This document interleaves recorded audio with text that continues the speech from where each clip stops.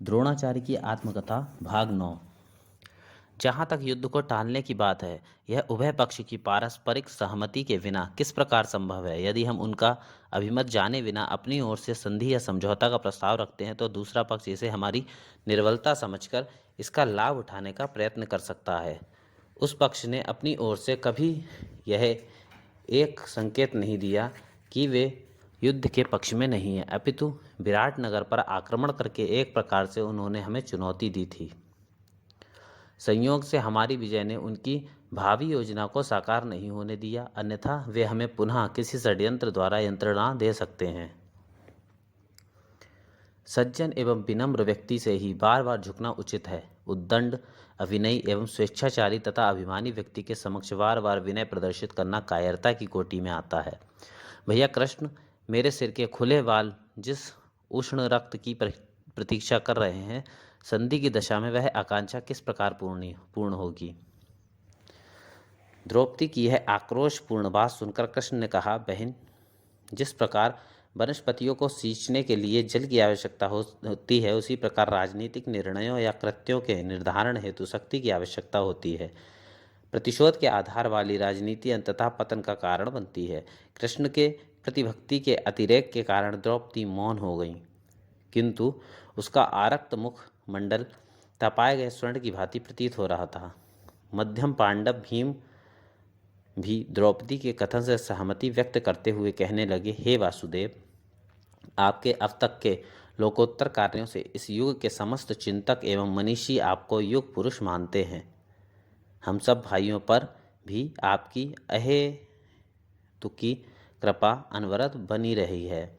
आपके द्वारा लिया गया निर्णय हम सब के उत्कर्ष एवं श्रेय का कारण बनेगा, ऐसा विश्वास है। हे केशव, इतना अवश्य कहना चाहता हूँ कि मेरी भुजाएं दुशासन का मान मर्दन कर पांचाली की प्रतिज्ञा की रक्षा करने के लिए नित्य मचलती रहती हैं। इसके अतिरिक्त मुझे ना तो राज्य का लोभ है, ना समृद्धि का। दुर्योधन का बैर मुझे उतना विचलित नहीं करता, ना ही साम्राज्य का सुख भोग करने की लालसा। मुझे तो अपमान का क्षण याद आते ही प्रतिशोध की ज्वाला चारों ओर से आक्रांत कर लेती है एवं कायरता का उपालंभ देने लगती है। मनुष्य ऐसे क्षणों के से बचाव के लिए अनेक तर्कों को गढ़ लेता है जो समाज में उसका रक्षा कवच बन जाते हैं, किंतु मेरे पास द्रौपदी के अपमान के समय मौन बने रहने एवं प्रतिरोध न करने के पक्ष में कोई तर्क नहीं है। उत्पीड़न के समय भी मौन रहने वाली शक्ति प्रकारांतर से अत्याचारियों को प्रश्रय देती है। इसलिए हे श्री कृष्ण, मैं आपके समक्ष यह घोषणा करता हूँ कि भले ही मुझे बड़े भैया युधिष्ठिर से विद्रोह करने का अप्रिय निर्णय करना पड़े, किंतु दुशासन की सार्वजनिक दुर्गति करके द्रौपदी की प्रतिज्ञा की रक्षा किए बिना मैं सामान्य जीवन बिताने में असमर्थ हूँ, अतः उसे यथोचित दंड देना मेरी सर्वोच्च प्राथमिकता है, भले ही इसके कारण मैं युधिष्ठिर के अन्य सभी अनुशासित भाइयों के मध्य निंदनीय समझा जाऊँ। भीम कुछ और आक्रोश व्यक्त कर पाते, इसी बीच युधिष्ठिर ने कृष्ण से निवेदन किया, हम सब व्यग्रता से आपके पधारने की प्रतीक्षा कर रहे थे। अब आगे क्या करना है एवं किस प्रकार की नीति निर्धारित करनी है, इसका समुचित मार्ग निर्देश आपके अतिरिक्त और कौन कर सकता है। अगले दिन सभी भाई कृष्ण के साथ बैठकर कुछ विचार विमर्श कर रहे थे। उसी समय राजा विराट भी वहीं आ पहुंचे। युधिष्ठिर एवं श्री कृष्ण का अभिवादन करने के उपरांत उन्होंने अपनी पुत्री का विवाह सुभद्रा के पुत्र अभिमन्यु से करने की इच्छा व्यक्त की। श्री कृष्ण की सहमति से अभिमन्यु एवं उत्तरा का विवाह तय हो गया। इस अवसर पर देश के समस्त मित्र राजाओं एवं परिजनों को आमंत्रित करने का उत्तरदायित्व मुझे सौंपा गया है। इसी निमित्त मैं आपके समक्ष यह आमंत्रण लेकर आया हूँ। दूत के चले जाने के उपरांत मैं विचार करने लगा, ऐसा लगता है कि व्यक्ति नियति के हाथों दारू योषित कठपुतली की भांति यावत जीवन क्रियाशील बना रहता है, कभी सुख कभी दुख के आवेग संवेग आवर्त की भांति आते जाते रहते हैं। अनुकूलता में सुख और प्रतिकूलता में दुख की अनुभूति होती है, अतः हर क्षण को अपने अनुकूल बनाने के लिए मानव मात्र प्रयत्नशील होता है, किंतु प्रत्येक परिस्थिति या क्षण अनुकूल ही बने रहें यह संभव नहीं है।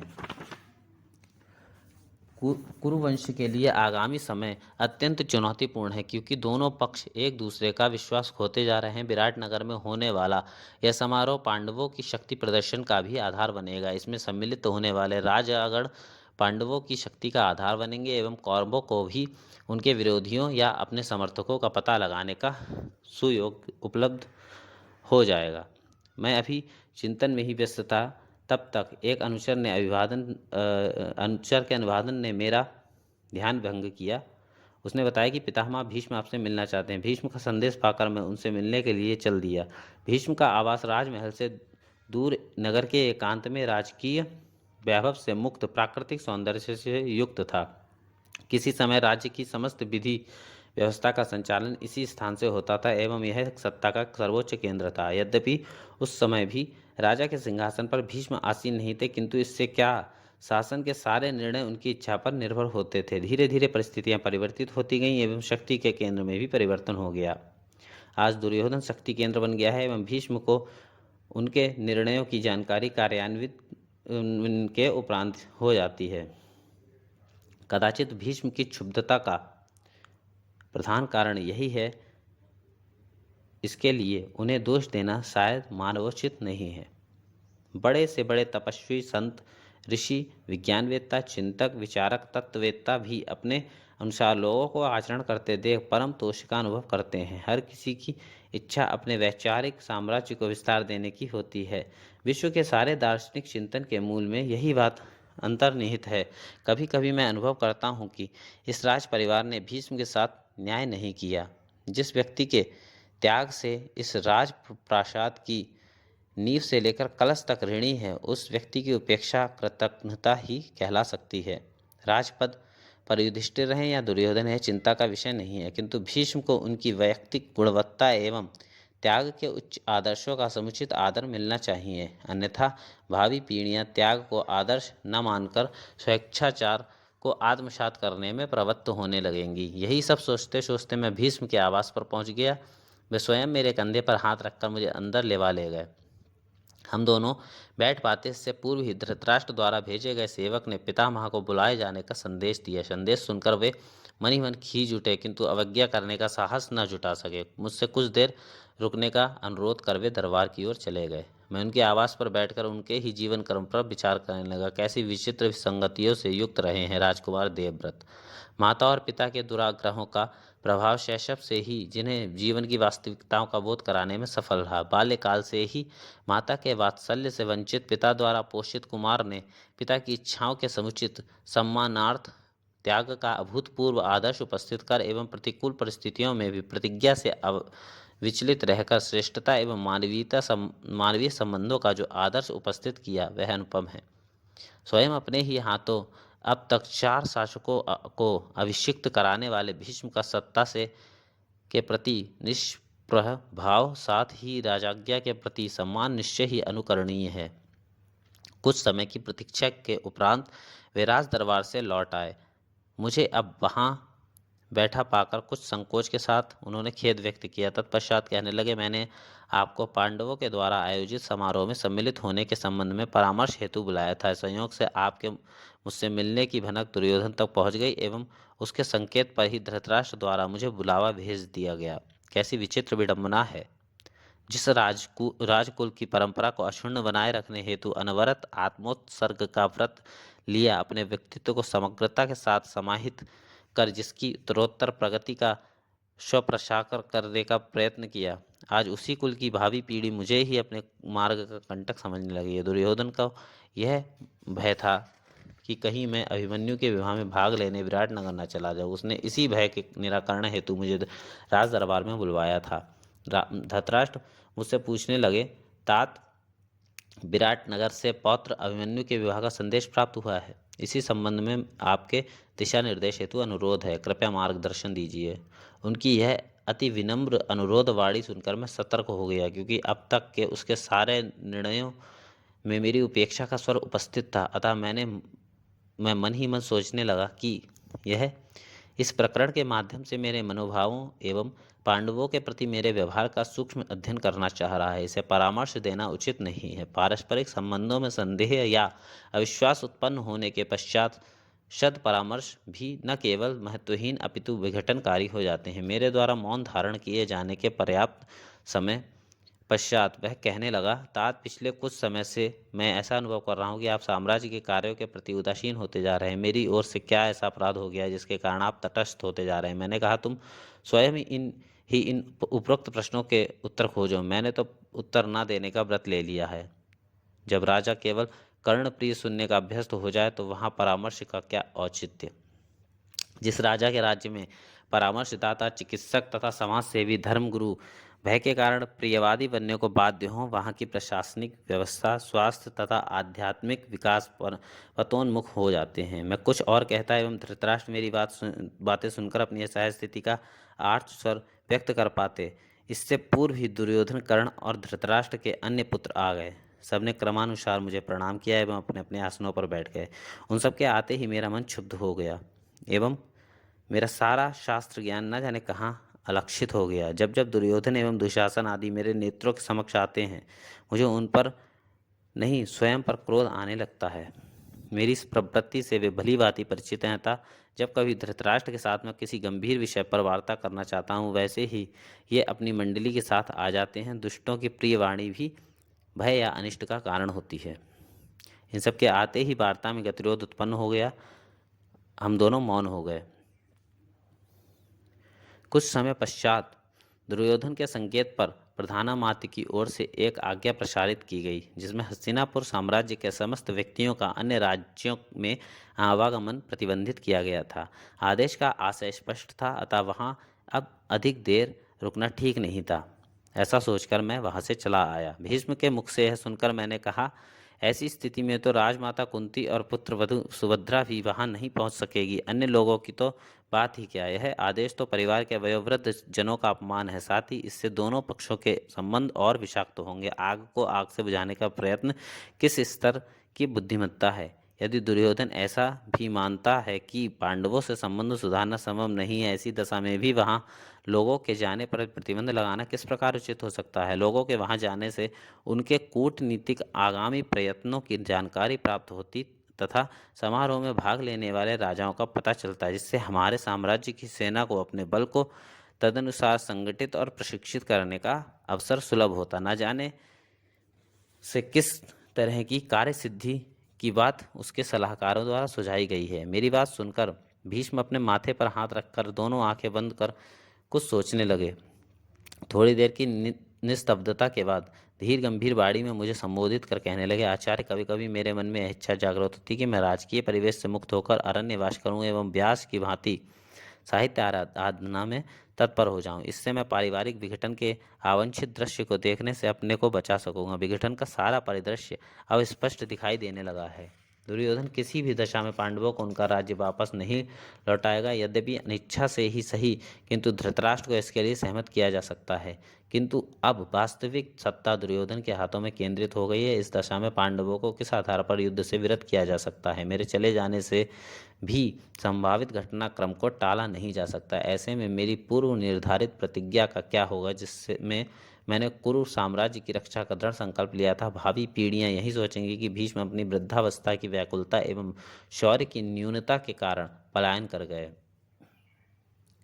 यही सोचकर अब मैं यहाँ से जाने का विचार भी नहीं कर सकता। यहाँ जहाँ तक प्रतिज्ञा की रक्षा का प्रश्न है, इसकी भी पुनः विवेचना आवश्यक है। किसी भी साम्राज्य की बाह्य आक्रमण से रक्षा कराना रक्षा नीति के अंतर्गत आता है, किंतु आंतरिक कलह या विधि प्रतिकूलन से उत्पन्न दोषों के कारण आई अराजकता अथवा विघटन के लिए प्रशासनिक अक्षमता उत्तरदायी होती है। इस साम्राज्य की सारी कलह के मूल में यही तत्व सक्रिय रहे हैं। युधिष्ठिर या दुर्योधन दोनों ही कुरुवंश के राजकुमार हैं। दोनों में से कोई भी यदि युवराज बन जाता है तो क्या अंतर पड़ता है। साम्राज्य की एकता के लिए दोनों का सामंजस्य आवश्यक है।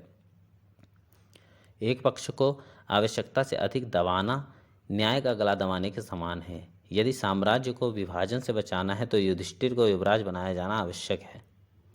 दूसरा विकल्प, युधिष्ठिर को उनका राज्य वापस करना है। उस दशा में साम्राज्य को विभाजन से नहीं रोका जा सकता, क्योंकि पांडव किसी भी दशा में अपने को हस्तिनापुर के अधीन नहीं रहने देंगे। निश्चय ही असमंजस की स्थिति है। जैसे संभावना है उस आमने सामने के युद्ध की दशा में मेरी भूमिका क्या होगी। यदि युद्ध से विरत होता हूँ तो कायरता का कलंक लगेगा ही। यदि युद्ध में भाग लेता हूँ तो निश्चय ही कौरवों के पक्ष में युद्ध करना पड़ेगा। कैसी विचित्र विडंबना है, जिससे निष्पक्ष निर्णयों की अपेक्षा की जाती है, उनको दायित्व सौंपने का कार्य वे करते हैं जो आकंठ पक्षपाती होते हैं। देवव्रत भीष्म की इस दुविधा पर मैंने अपनी सहमति व्यक्त करते हुए कहा, जो वैचारिक संकट आपके समक्ष है वही मेरे सामने भी है, एवं मेरे जैसे उन अनेक राजपुरुषों के समक्ष भी है जो मन से इस राजकुल के शुभेच्छु हैं। मेरे अंतर्द्वंद का आप सहज अनुमान लगा सकते हैं। सभी को शिक्षा देने का कार्य मेरे द्वारा संपन्न किया गया। समान रूप से सभी को देशभक्ति की शिक्षा दी गई, किंतु आज तक हम स्वयं ही नहीं समझ पाए कि आंतरिक संबंधों के निर्धारण में तटस्थ किस प्रकार रहा जाए। यही कारण है कि हमें कभी इस ओर और कभी उस ओर झुकने की बाध्यता उत्पन्न होती है। इसके मूल में कदाचित हमारी ये सोच काम करती है कि सत्ता के शीर्ष पर बैठा व्यक्ति हमारा भाग्य विधाता है, जबकि वास्तविकता इसके ठीक विपरीत है। साम्राज्य, देश, राष्ट्र के प्रति गौरव एवं त्याग की भावना प्रत्येक नागरिक के लिए आवश्यक है, किंतु शीर्षस्थ व्यक्तियों के दोषों पर ध्यान न देने से सारे समाज को उसका दंड भोगना पड़ता है। यदि प्रारंभ से ही राजकुमारों के पारस्परिक मतभेदों को राजनीतिक रंग न दिया गया होता तो शायद इस देश इस स्थिति से बचा जा सकता, किंतु उस समय उनकी बाल सुलभ पारस्परिक युद्ध क्रीड़ाओं को वास्तविक युद्ध में परिणत करने का कार्य यहाँ के राजपुरुषों के कौशल का ही कुफल है। निर्माण के अवसर पर ध्वंस का बीजारोपण करने वाले आज ध्वंस की काली छाया से भयग्रस्त होकर आत्मरक्षा में विधि व्यवस्था को कोसते एवं आर्तनाद करते नजर आए हैं, किंतु उन्हें यह समझ लेना चाहिए कि बबूल के वृक्ष से आम नहीं मिलते हैं, जहरीले कांटे ही मिलते हैं। महात्मा भीष्म, आपसे क्षमा याचना के अनुरोध सहित मैं कहना चाहता हूँ कि साम्राज्य में कलह का सूत्रपात तो उसी दिन हो गया था जिस दिन भीम को विष पिलाकर नदी के हवाले कर दिया गया था। इसके बाद भी राजकुल में हलचल नहीं हुई। फिर लाक्षागृह में सारे पांडवों को जीवित जलाने की सुनियोजित कार्यवाही हेतु राजकोष के धन को व्यय किया गया। इस पर भी यहाँ के राजपुरुषों को रंच मात्र वेदना की अनुभूति नहीं हुई।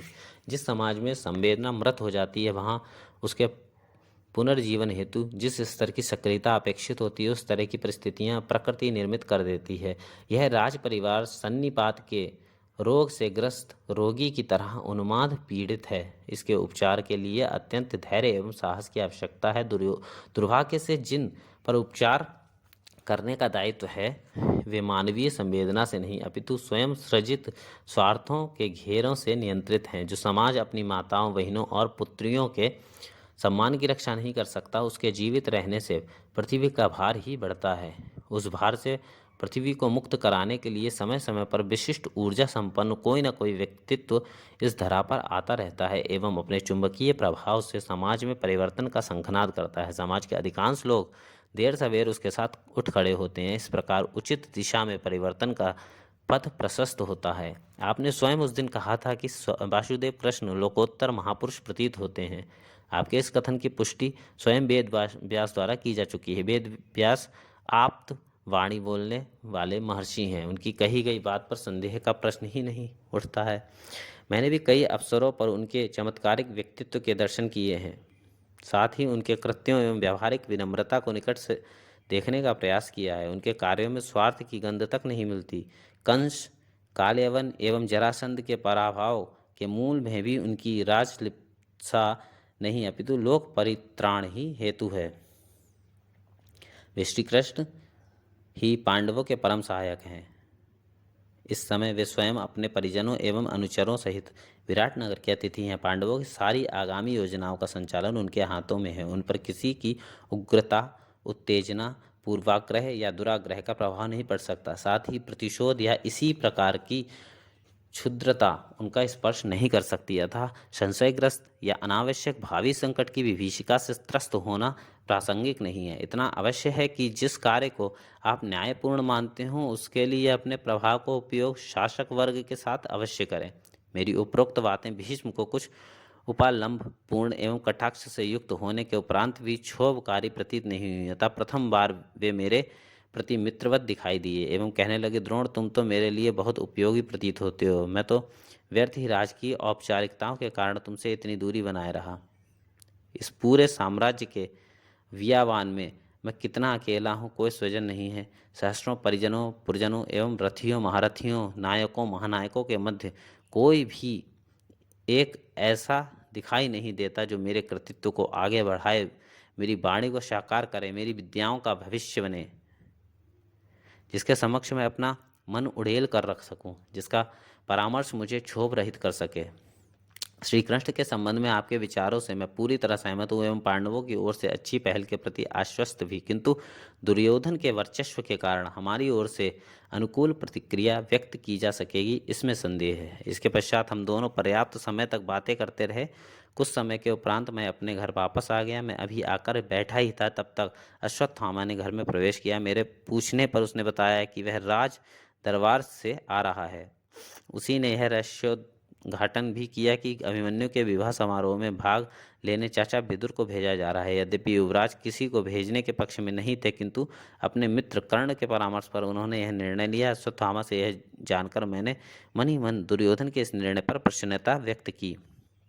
साथ ही विदुर से मिलकर अपना स्वस्ति संदेश प्रेषित करने का निर्णय किया। दूसरे दिन प्रातःकाल में महात्मा विदुर से मिलने उनके घर पर पहुंचा। वे उस समय महाराज धृतराष्ट्र से मिलने गए हुए थे।